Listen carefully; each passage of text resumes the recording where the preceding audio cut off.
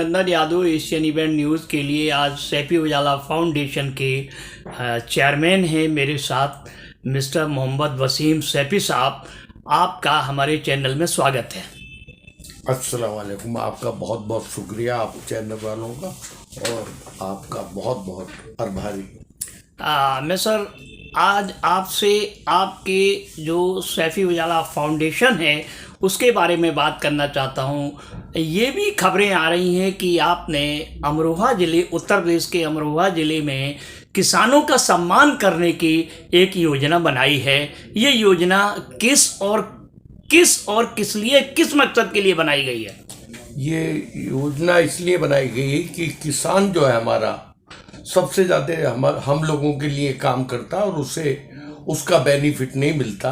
तो हम वहाँ के प्रधानों को बुला रहे हैं, सबको, जिन्हें अवार्ड भी देंगे, मान सम्मान भी देंगे और उनके साथ खाना भी खाएंगे हम लोग। और हम उन्हें एक मैसेज देंगे कि हमारे किसान भाइयों की कैसे एक आमदनी बढ़े, कैसे और ज़्यादा उनकी अच्छी पैदावार हो, और उसके ऊपर उन्हें राय भी देंगे, उन्हें समझाएंगे भी और उनकी सपोर्ट भी करेंगे।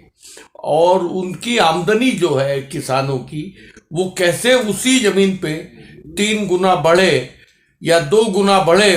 उनके जो बच्चे मेहनत करते हैं, उनकी फैमिली मेहनत करती है, और ठंडों में वो थोड़ा थोड़ा माल अपना वहाँ से तैयार करके दिल्ली लाते हैं। तो उसमें भी हम सोच रहे हैं कि 1-2 हमारी अच्छे लोग हमारे साथी हैं, वो भी आएंगे।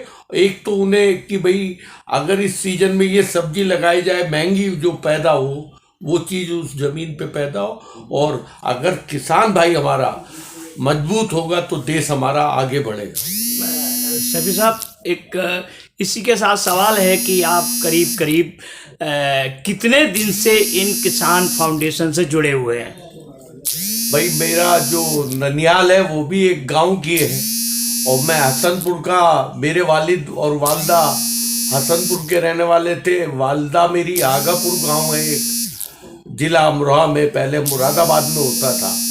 खैर मैं तो दिल्ली रहा हूँ और मुझे तो इतना इस पर नॉलेज नहीं, मगर उनकी कुछ परेशानियाँ मैंने देखी हैं अपने किसान भाइयों की।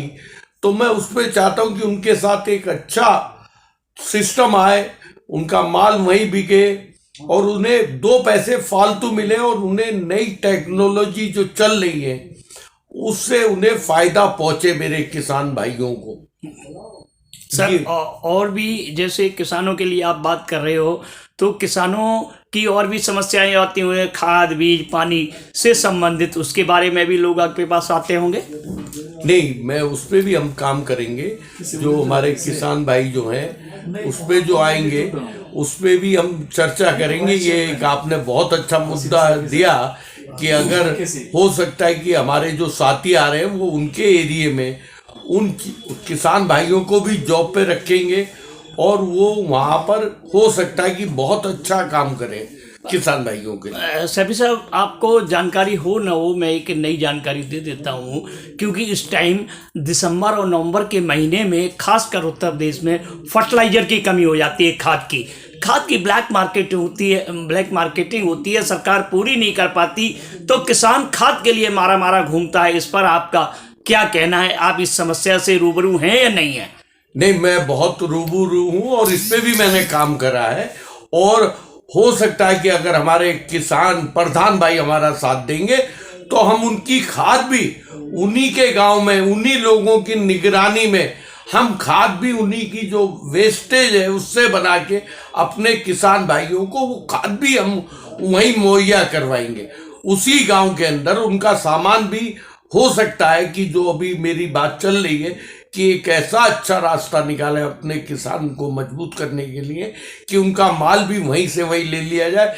जैसे आपने सुना होगा कि मदन डेयरी है, दूध लेती है, वहाँ पे एक आदमी दूध लेता है, उसके बाद में वो उसे दिल्ली भेजते हैं। ऐसे हम चाह रहे हैं कि हमारे भाइयों की सब्जी वहीं बिके, उसके बाद में वहाँ से लोग दिल्ली लाएं, वो जो मर्जी में आए करें। उस पर भी हमारी बातचीत चल रही है, और उनकी अच्छे रेट उन्हें मिले उनके घर बैठ के। उनका वजह क्या होती है, अगर वो 2200 का सामान लेके आया तो उसके 500 रुपये तो जाने आने में लग जाते हैं टेम्पू में सामान के। तो हम वही बड़े पैमाने पे मेरी बात हुई है। हो सकता है कि हम उस पर भी उन लोगों से, प्रधानों से जब हमारी बात होगी, क्योंकि ये काम छोटा मोटा काम नहीं है, अगर प्रधानों ने हमारा साथ दिया तो हम बहुत अच्छा अपने जिला अमरोहा को, क्या मैं पूरे हिंदुस्तान को ये चाहता हूँ कि जो हमें अन्न देते हैं उनके लिए हम ज़्यादा सोचें, उनकी ताकत बढ़े। अगर उनकी हमने ताकत बढ़ाई अपने किसान भाइयों की, तो मैं कहता हूँ कि हमारा देश, एक दौर वो था कि हम लाल गेहूं, मैं खुद बता रहा हूँ, अपने बचपने में लाइन में लग के लाते थे जो बाहर से आता था।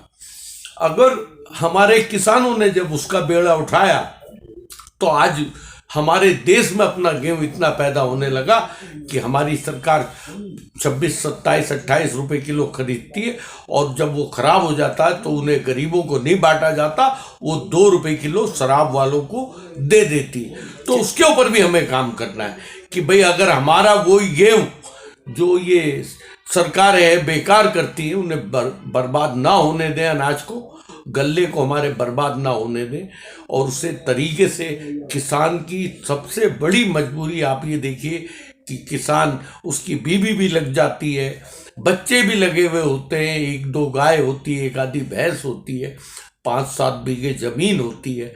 मालदारों को तो, बड़े किसानों को तो फायदा पहुंच रहा है, उन्हें तो इनकम टैक्स से भी फायदा पहुंच रहा है, मगर गरीब किसान जो है वो बेचारा आज भी 40 साल का भी 60 साल का लगता है, उस पर मुझे बड़ा अफसोस होता है। तो उस पर हमें बहुत तरीके से, चलिए सर, थैंक यू।